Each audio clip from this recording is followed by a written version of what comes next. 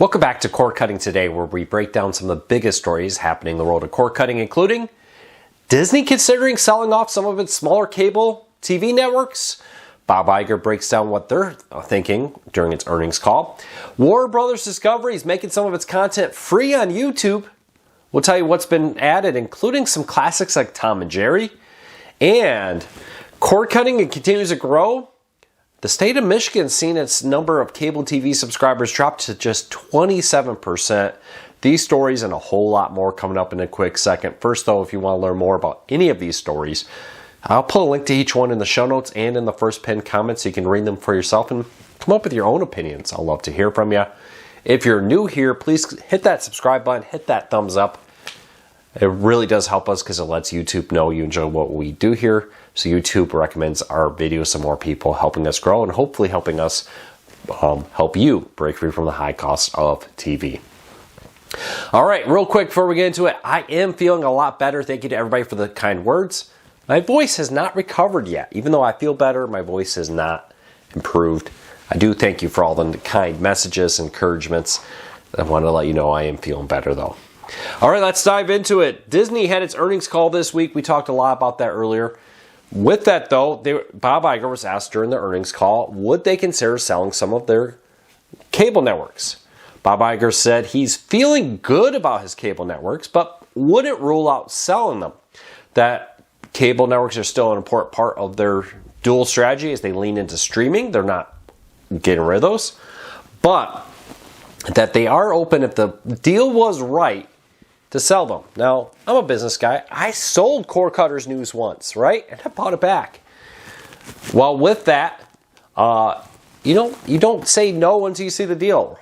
You could say, well, I wouldn't do that, but then if the price was right, if somebody made you the good deal, in my case, if the deal was good to buy it back, hey, why not? If you come out ahead on both of those deals, do it.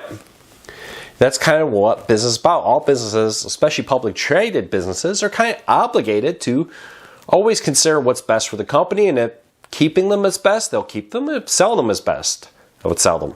I wouldn't read a whole lot into this, but I would take into consideration here the fact that Disney is definitely looking at some of these channels. You've already seen Spectrum drop some of them, like DisneyXD, FXX, Freeform have all been removed from the largest cable TV provider in the United States. Would not surprise me to see Disney and other cable networks keeping their eyes open. Now, there is some rumor that Comcast, after they spin off their cable TV companies, most of them are, they're keeping Bravo and the local NBCs, for example, but MSN, NBC, CNBC, and others are being spun off. That they may either sell some of them or add some to the portfolio as an independent company there. Keep an eye on that. Could be some, I hate to use this term, synergy between Disney maybe looking to unload some and Comcast looking to pick up some. We'll see what happens with that. But for now, they're saying that they're not looking to unload any. Unless maybe the deal's right. We'll see. All right, Warner Brothers Discovery is putting some of their content free on Tubi through a new Warner Brothers Classic channel, or not so new, but Gizmodo first spotted this, 30 classic Warner Brothers films, and these are not recent ones. They're things from like the 1960s, 1990s, okay, so kind of recent, 1980s, like True Stories from the 80s, Mr. Nice Guy from 97, and many more have been added. Now with this, they also added a 24/7 stream of Tom and Jerry. Now this is Tom and Jerry is about to celebrate its 85th anniversary. You can watch a stream of classic Tom and Jerry episodes streaming for free on YouTube right now. Now if you have YouTube Premium, it's ad-free. Otherwise, you will see ads. That's how they're monetizing it. But it's great to see this. Now YouTube has had official free movies for a long time. But it's great to see bigger studios putting more content there for you and me to take advantage of for free. A lot of these are ones that aren't even available, the movies at least, on Max, giving you a way to enjoy them for free. Warner Bros. Discovery has long teased the launch of a free streaming service. They have said they're working on it, something to compete with Tubi, Pluto, the Roku channel, and the like. For now, though, they seem to be content just putting their content here, there, and everywhere for free from a wide variety of places. So check it out. Like I said, a bunch of classics, aka older content, maybe not blockbuster content, stream for free on YouTube. Link in the show notes if you want to find it and learn about all the movies available on it. All right, the Michigan Public Service Commission, MPSC, has released its annual report of how many cable TV subscribers there still are in the state of Michigan. This comes because they get taxes from cable subscribers, so they track it, so they know how much revenue they're getting. And with this, there are only about 1.1 million cable TV subscribers, or roughly a little over 27% of American Michigan households still pay for cable TV in the 2024. Now, a few things here. They're asking for cable companies to be required, if they change their names, shut down, merge, or do anything, to report this. They report that there are now 29 cable TV companies in Michigan operating. 2 of them no longer exist. The report did not specify if they were merged, shut down, or what happened. But in the state of Michigan, 29 different cable TV companies are operating in the state. We often think of big companies like Comcast and Spectrum, DirecTV, and Dish, and the satellite companies and the cable companies. Those are the names that come to mind.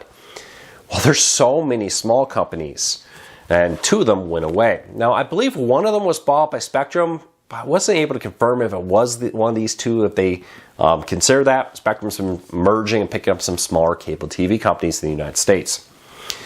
With that, though, we'll have to keep a close eye on it. Look, we've talked about this before. It's estimated that upwards of 50 small cable TV companies will sell, merge, or cease operating its TV side of the business, at least in 2025. So look for more of these to happen. But does it surprise you that are you surprised that 27% of people still pay for cable? Did you think that'd be higher or lower? Let me know what you think. Now, in a post-2020 world, they did see a small spike in subscribers in Michigan to cable. But that trend in the post-2020 world, when everybody was stuck at home, has been reversed, and people are cord cutting again at a rapid number. All right, next up in cord cutting, or TV history, I should say, Mr. Ed is 59 years ago this week came to an end. The historic TV show that had a huge following, hard to believe, ended on February 6, 1966. The final episode of Mr. Ed aired on CBS, marking the end of an era for fans of the quirky and heartwarming show. Any Mr. Ed fans here? I remember watching it on Nick at Night growing up with my parents, and now it's become a thing of the past. 59 years ago. Wow. Hard to believe it's been that long. All right, Verizon customers, they're expanding their satellite service. Now, this is becoming a growing thing. T-Mobile, AT&T, and now Verizon are offering limited connectivity through satellites, depending on which service you're using, what satellite system they're offering things like text messages, depending on your device. Make sure you always have signal, as long as you have a line of sight to the sky. Even if you're in a rural area and you can't get regular cell phone signal, you'll be able to at least send a text message or hopefully someday make a phone call in case of an emergency. I absolutely love this. I think this is a great idea that they're working there. They're partnering with the AST, Space Temporary Authority, to receive permission with the FCC to test these backup connectivity from satellites to your phone. I think it's absolutely amazing, the idea that no matter where you are, and let's just say you have cell phone signal where you live, in the case of a hurricane, tornado that damages it, knocks it out, you'll still be able to at least contact help, let them know where you are, even if you can't do things like surf the web on that. We'll keep a close eye on this story, but it's great to see all these major phone providers working on ways to make sure you're always connected. Hey, I talked a little earlier about how I sold Cord Cutters News. Yes, if you're new, I sold it quite a few years ago, bought it back a couple years ago. Well, that's now something interesting happening. One of the original founders of Rooster Teeth has bought back Rooster Teeth. Now, Rooster Teeth was a mega content house online. I watched a lot of their content too. I've seen it on YouTube in different places. Red vs. Blue and Battlefield Friends was one I watched a lot. That was very funny humor in that. Well, the co-founder, Burnie Burns, I hope I'm saying that right, announced that they purchased the rights to the name Rooster Teeth back. Now, details are still very thin, like how much of the past assets did they get rights to? And with this also, they announced that basically just him and his wife doing it. At this moment, none of the former staff have announced plans to return. They may or may not. It's hard. You know, I was fortunate that when I bought back Core Cars News, it was still a operating entity. I didn't take something that was completely shut down and deleted and try to reboot it. Not an easy thing to do. I wish him the best. It's always going to be one of those tough things. Nostalgia is a dangerous drug because it makes things seem like they were better than maybe they really were. It's hard to live up to nostalgia. So it'll be interesting to see what happens, but it'll be fun. I'll be interested to see what they do. I wish them the best, and I hope they're successful with the relaunch of Rooster Teeth.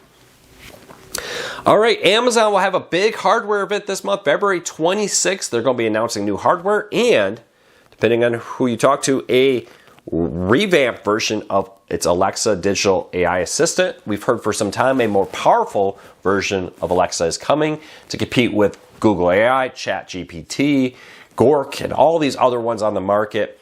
There's some talk that this could become a paid premium service, that there would be like a free tier of Alexa and a more powerful tier. We'll see. We're going to make sure we have full coverage of the event on February 26th here at Core Cars News. We'll keep an eye out, but look for new speakers, new Alexa-related devices at this event for Echo-powered something. But I think the big selling point here will probably be the upgraded AI. Amazon was a leader in this. They've kind of fallen a little bit behind, being jumped by ChatGPT and other companies, and now they're working to reassert their dominance in it. We'll see what happens there. According to Reuters, though, there's a go, no-go meeting later this month to make sure the AI software is up to snuff before they get it. They don't want to release something that's below par, or however you want to say it, before they do it, to make sure it's actually going to meet their standards. So it'll be interesting. If they have this event, they just announce hardware and don't announce the AI, that's kind of a red flag for the future of Amazon's Alexa, because according to reports, that would probably mean that there was some types of issue with this. We'll see. I'm excited to see what happens. I have many Echo devices we use for music and different things around the house. I'm personally interested to see what they do. Well, that's it for today. I hope you like our video. My voice is getting better. I'm hanging in there. Hopefully, very soon I'll be back to 100%. If you like what we do here, hit that subscribe button, hit that thumbs up. It really does help us when you do one or both. It lets YouTube know you enjoy what we do here.